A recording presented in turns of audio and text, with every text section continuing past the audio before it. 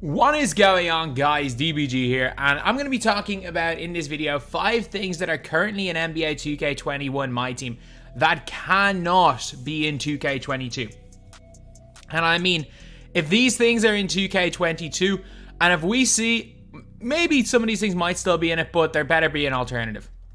There better be an alternative. So, first of all, one thing that is never going to change. Some things that are never going to change that could be fixed today if they wanted to. 4-hour auctions. Why not 1 hour? I know why not 1 hour.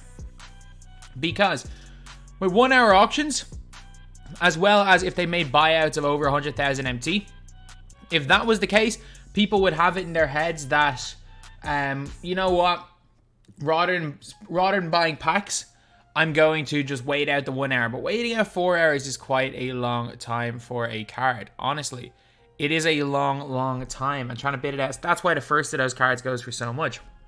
Because 1 hour wouldn't go for as much, and it turns people off buying packs. Again, it is in one of those situations where they make the game less convenient for their players just so that more people click this button. It's something that's not good. Other things that I just don't get that can be fixed today. And I don't understand why. Why are we limited? It's 2021. Why are we limited to 20 contracts? Like, I'm pretty sure in FIFA, I have like 300 contracts. Also, I get contracts being a thing. I don't even care about contracts. People want contracts. I don't even care. They're pack fillers. If they remove contracts, they're just going to put strategy cards back into packs. So, what should be the case? Contracts should quick sell at... Contracts should quick sell for whatever... For 250 MT. It should be 250 MT to quick sell one of them, not like 25 MT. I get it because the minimum of bronze, you kind of have to do that, but still, it's just ridiculous. Why can't, well, first of all, why isn't a gold contract 10 games, silver contract 8 games, bronze contract 6 games? Why? Just why? Why can't we have as many contracts we want? Because you guys can see here, I have 174 packs. The vast majority of them are because I don't want to open these packs because I don't want to discard a bunch of contracts. I don't want to have to start applying contracts to players that I don't want. Why do cards come with 1 contract? Like, these are all just things that are really minor errors, but they're like, again, I know the reason why. Because if people end up spending, if people don't have infinite contracts, they are more likely to do this. Let's just say, again, don't worry about my record. You guys have seen the guys that you guys have seen the teams I've been running with. So they're more likely to do this. Purchase contracts. They hit this purchase contract button instead of, you know, when you go into a game and you just hit the contract button.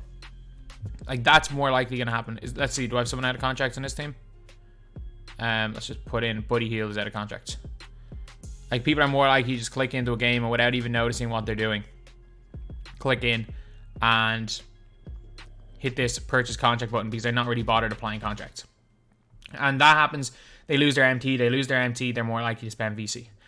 But yeah, that should be straight away fixed. What else needs to be fixed? In the auction house, there is no reason why... First of all, we couldn't search for badges for a while, but there is absolutely no reason why the badges aren't in alphabetical order. There's no order. Like, there's no actual order to the badges. They're not in alphabetical order, they're not in order by, like, category. There's no order. Why aren't the badges in alphabetical order?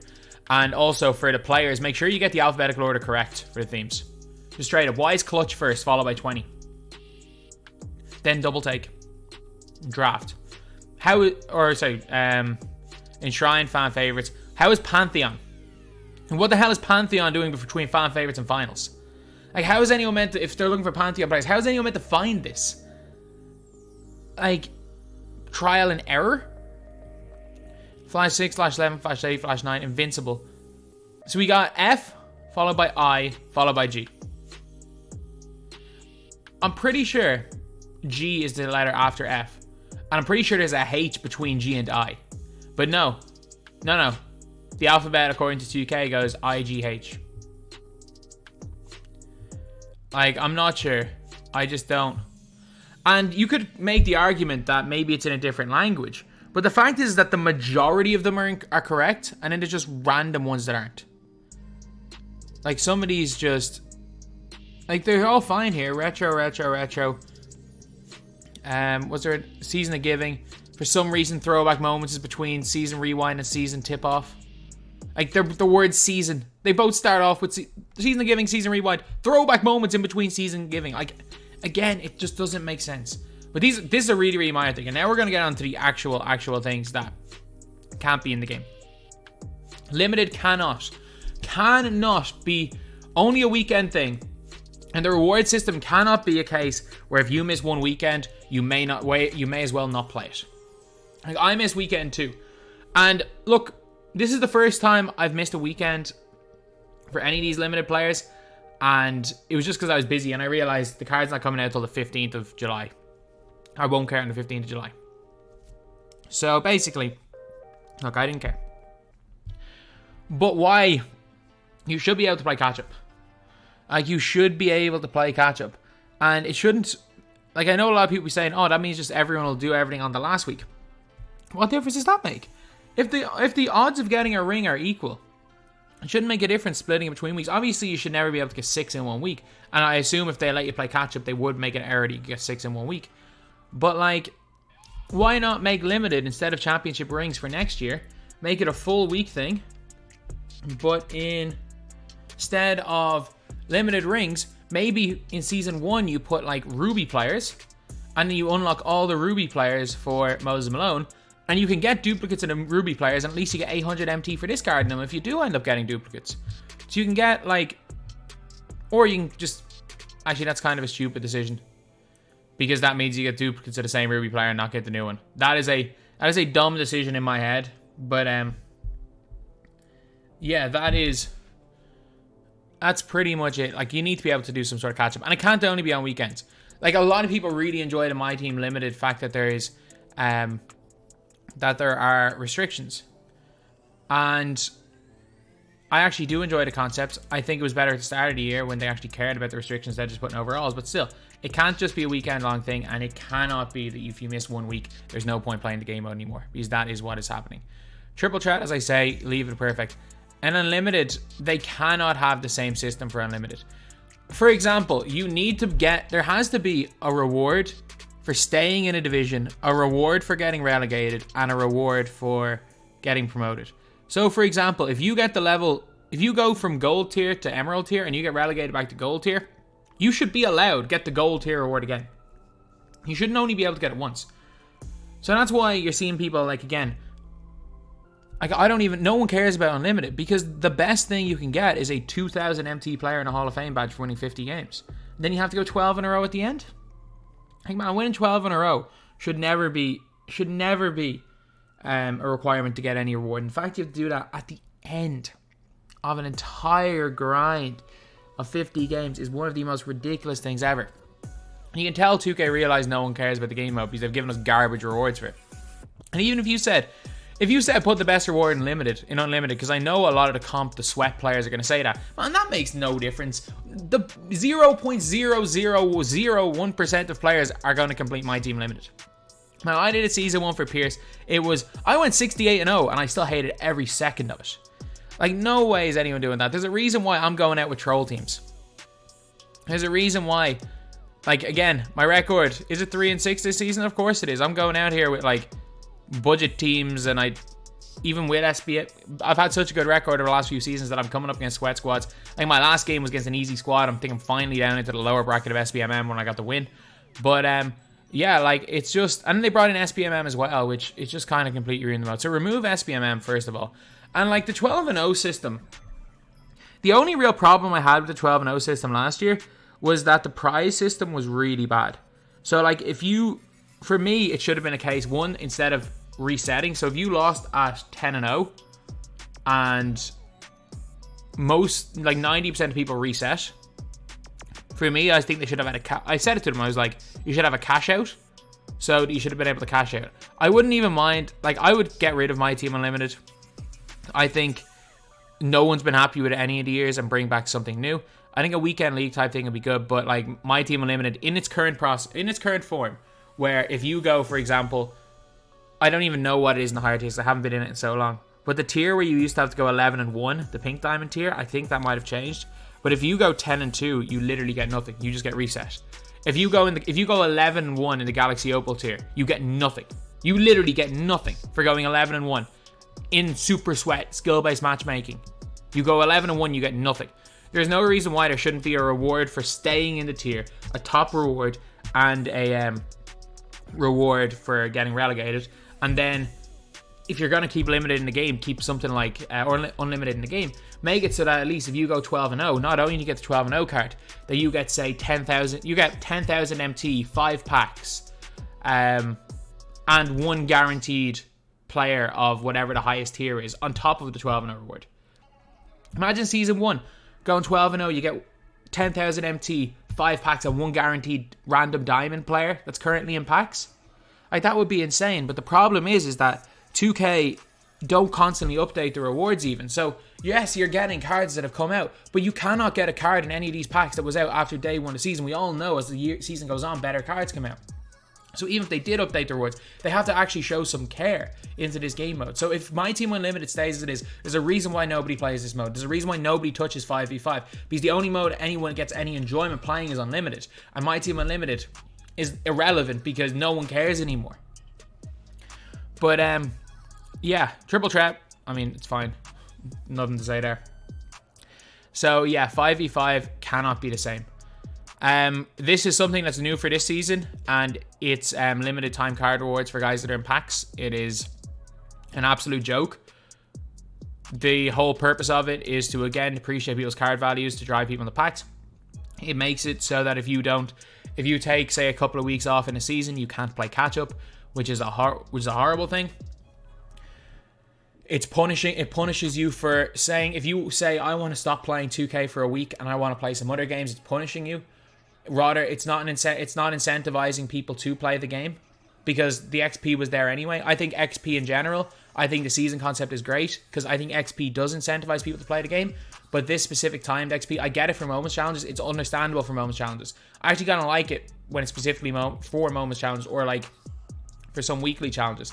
I don't even mind these free cards being tied to a week. I would rather them not be, because if they weren't tied to a week, you could probably get a lot of these guys naturally by just playing the game over the course of the season without having to grind for them. But it is what it is. But the fact that these guys are out here, you can only get them while they're in packs. Again, it doesn't incentivize people. It's the XP incentivizes people to play the game, but that specific part of MT punishes people for not playing this game every day. And I'm all for, and I think the season concept is great, and I think it's been great all year because it has incentivized people. I think something that rewards people for playing is good. Something that punishes people for not playing is bad. And I believe that 2K are starting to move away from rewarding people for playing, which is something that they did really, really well for most of the year. And I think they're starting to move towards punishing people for not playing. The outcome is probably the same in terms of getting people into the game mode. Like, from 2K's perspective, they're just looking at sheer numbers. The outcome is probably the same. However, at the end of the day, there's only so long they can go annoying their consumer base. So it's going to end up being, in the long term, it's going to be a negative. But I hope that this is just an experiment for one season, because the season concept is fantastic. The XP concept is fantastic. The level 40 concept, and the fact that it's got gradually easier as we've gotten better cards and packs. And I love the way it was really difficult at the start of the year with Steph Curry, because he was so much better than everybody else. I like it was difficult for Blake, difficult but a little bit easier for Wade. As time went on, when they no longer became the best cards in the game, the level 40 cards, that they became easier and more attainable. I love all of that, but I just think this is a bad sign of what might be to come. And I hope that they just realize that this is not being taken well and stop it, and this is just an experiment. Because if this goes on all of next year, I'm just telling you, I'm not grinding 40. I'm not grinding at 40, and I'm not looking at XP next year. If we see week 1 season tip off, or whatever they're called, cards with limited XP instead of XP for the whole season, I'm done. I'm not even looking at XP again for all of my team. If that happens, I'm not looking at XP for the year. Simply put, anything that I feel is trying to punish people for not playing, I'm checked out. I'm completely checked out. But this is such a good concept this year that I hope it's back, and I hope there are a few tweaks just to make it better. Outside of what they've done with with this stupid decision to put limited time on XP, I think everything else about the level 40 grind has been perfect.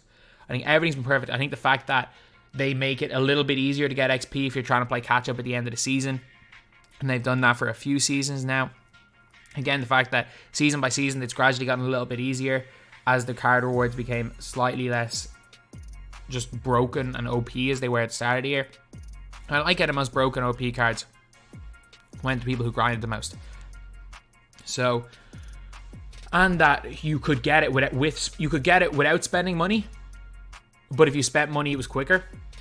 So again, like, look, people that spend money are gonna have advantages in the game. I have no problem with that, as long as it's not completely giving people, as long as he's not making it pay to win. The fact that you still had a good chance you just got the card a few weeks later in each of the seasons.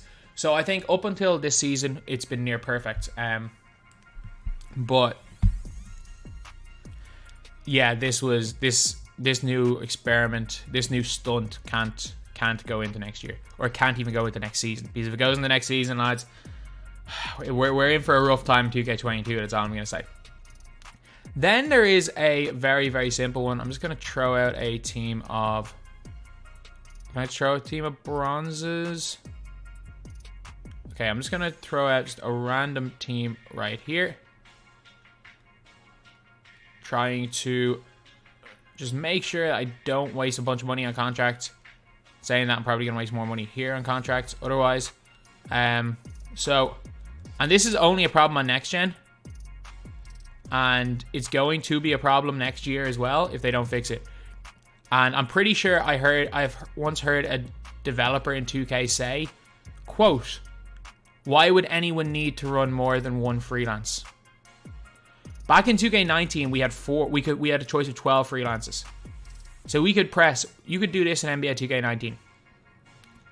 So in 2K19, come on, just start the game. I don't care about this intro sequence. But in 2K19, if you hit the right button, you could change to any type of offense. Any type of offense, or maybe not 2K19, maybe it was 2K18. But if you hit the right button, where you can see just pound the ball inside, run series. What series? I don't know what my series is. I don't know what any of this stuff are. And like, if you press this button back in the day, you used to literally be able to scroll through every freelance in the game. You used to literally be able to scroll through all the freelances by pressing R1 and choose your freelance. You could switch freelances on the fly. If the other team ran a zone against you, you could switch to 21 delay. You could switch to the 2-3 zone offense with the high-low. If you want the 5 out, you could put a 5 out in the freelances. 4 out 1 in was there. And now you can't. Now again, defenses, you can switch whatever. You can switch to these. Defense is the same. But again, like, switch everything, no help. Like, what the hell? Like, what's this? Like, you used to be able to literally switch the way you used to rebound. You used to be able to switch everything. And you can't even do it in the pause menu. You can't even do it in the pause menu. Like, if I go to offensive settings and switch my freelance, or switch my... Where's freelance? Freelance to Hawks 2018. It doesn't work. I have to call a timeout to do it. You literally... Maybe it works in offline. Maybe it works in offline, but you actually have to call a timeout. And you can't change your freelance. Like, the only thing is that, like, Hawks 2018 only works against a certain type of defense. If your opponent starts throwing in a different type of defense, you can't change your freelance. You have to call a timeout. You only have a certain amount. As you guys can see, I changed it, and I'm still in 4 out 1 inactive. I don't want to be in 4 out 1 inactive. I want to be in Hawks 2018. You shouldn't need to call a timeout for that. And then, if, for example, if they go and run a 2-3 zone for like 5 or 6 possessions, I got to call another timeout if I want to run the 2-3 zone offense. And yeah, this doesn't make a difference. And I'm just saying this right now, this all does not make a difference if you are playing Nets versus Lakers at your friends, or you're playing one of your friends who doesn't really play it seriously. You're playing Play Now online with your friend, regular rosters. And the problem is that you can tell by the way the devs are talking that that's the only way that they plan the game. And the last thing, no stupid speed patch. That is all. That is all. No stupid speed patch. And you might be saying, what do I mean by the stupid speed patch? Oh, I've made plenty of videos about the stupid speed patch. The speed patch which makes no sense. Speed works fine if you're between the heights of about 6'4" and 6'10" or so. After that, speed doesn't do anything. And let's just say the prime examples of this are Muggsy Bogues and Manute Bol. So as you guys can see here, small player. And this only happened after January. This was not before January, by the way. 2K put in a speed patch to try and make the game faster for Park, but whatever way they did it, small players can't move with the ball. Like, look at how slow Muggsy looks. But then Muggsy without the ball. Look at him sprint. Look at him go. He's an Olympic sprinter. He's an Olympic sprinter. And you give him the ball, suddenly it's slow. And also, look at him try to accelerate. He can't even accelerate. His dribbling's slow. Like, his actual dribbling, his arms move at a slower speed. They can't even dribble fast or dribble slow. Everything they do is in slow motion when they're small. It doesn't make sense. Like, what small players should be good at is accelerating. They should be faster with the ball. Tall players should be slower with the ball than without the ball. Because fair enough, you want to say stride length, but tall players should dribble the ball kind of slower, should take longer. But Manute Bol's the opposite. Just look at Manute Bol with the ball. He's at 83 speed, minus 16 speed. Look at him. Look at how fast he's moving. Look at how fast he's moving. Look at how much faster he's moving with the ball. And again, he's got terrible dribble sigs. He can't even side to side, but just he moves faster with the ball. But then you take the ball out of his hands, and look at how much slower he is compared to Muggsy Bogues. Look at how much slower he is compared to Muggsy Bogues. Like, this is what 83 speed should be. Slower than 99 speed. But no, an 83 speed player that is 7'7" is going to be way slower. Like, if you gave Muggsy Bogues 83 speed, without the ball, Muggsy Bogues is still significantly faster, but with the ball, he's still significantly slower. Height should not mean... The speed with ball stat should determine how fast the player is with the ball, not height. Height, literally, determines more about speed than speed with ball, and acceleration. And it doesn't even make sense. Tall players are slow without the ball, but super speed with the ball. Small players are super speed without the ball, but as soon as you put the ball in their hands, they move slower than Yao Ming. The stupid speed patch that was brought in, and that's what I'm referring to it as. I'm not even just going to call it patch 1.0. The stupid speed patch, because it took all logic out of the game. Because very evidently, they tested it on my players. They tested it when you're playing Lakers versus Nets with your friends, and they didn't test it with demigods. 2K should test how the game works with 7'7" players with all 99 maxed out stats. They should make sure. That should be one of their biggest things for testing. Because if they don't test that next year, as soon as we get good players in my team that are tall, as soon as we get the shooting Ben Simmons, as soon as we get good players that are tall, it's game over. The game will not function. Just like this year on Next Gen, Manute Bol should not be the fastest player in the game, while also being one of the slowest players in the game without the ball. Which means that if you put Manute Bol on Manute Bol runs around. Manute Bol can't guard Manute Bol because Manute Bol's so slow on defense, but so fast on offense. It, like, putting the ball in a player's hands should not give them plus 30 speed. Like, it's obvious, it's just a flawed speed system, a flawed patch. And because, again, I'm pretty confident my team gameplay is not what drags in the money. I think that them releasing a shiny LeBron James is what drags in the money. Them releasing a shiny point guard, dark matter LeBron James. It doesn't matter how bad the game is. People are still going to open packs for these. Whereas for Park, if the gameplay is bad, no one touches the mode. My team isn't really that focused on gameplay. However, there's only a matter of time where that will last. And again, considering how fast we saw Bogdanovic got fixed after my rant video, I'm pretty confident 2K are watching these. Or someone is anyway.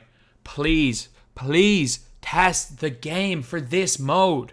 Because if you don't, it's going to be like this year, where it is, you know what, if I wanted to run with Steve Nash, Buddy Hield, let's just say Jimmy Butler, Glenn Robinson, and Mel Daniels. If I wanted to run with just normal players, the game isn't even that bad. There are flaws. Obviously, the freelances and stuff, like, that is a flaw. But the problem is that once the game goes to demigods, it just broke the game. Like, the game has been broken since whatever patch you did to up speed in Park. The game has been broken because people have realized that you just need to get the ball to a center that can move. Anthony Davis became unguardable. The centers are the fastest players in the game right now because of that patch. It doesn't make it make sense. And please 2K, You cannot have the current movement and speed system in 2K22. It was fine prior to that patch. Maybe it still was to an extent bad, but it was fine. Please, please, like, of all the things, if you don't do anything else, please test the game with demigods. Or at least let some guys that know how to break the game test the game. Because at least then some of this stuff will be pointed out before you release a massive game-breaking patch. Or you release a game that's broken. So anyway, yeah, that's pretty much it. Overall, though, in my team, I'm going to say it. The content has been good this year. I think the season concept has been exceptional. But I think Unlimited and Limited needs a shake-up. Like, Triple Threat Offline's fine. I mean, Domination's Domination, that's fine. I think Challenges have been good. Spotlights have been good. Triple Threat Online's good.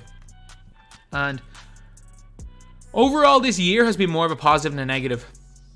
The problem is that since the start of Season 6, we've seen a lot of negative things creep into my team. And I'm just scared that they're setting a precedent going towards 2K22. And man, if all of 2K22 is like Season 8, you might say, yeah, it's content, but like, packs 3 days a week with 12 cards, or packs 4 days a week, the free cards being unusably bad, and locker codes we already have, like, I mean, it's just not really anything, is it? Anyway, yeah, that's pretty much it. That's the video. Thank you guys for watching. Please like, comment, and subscribe.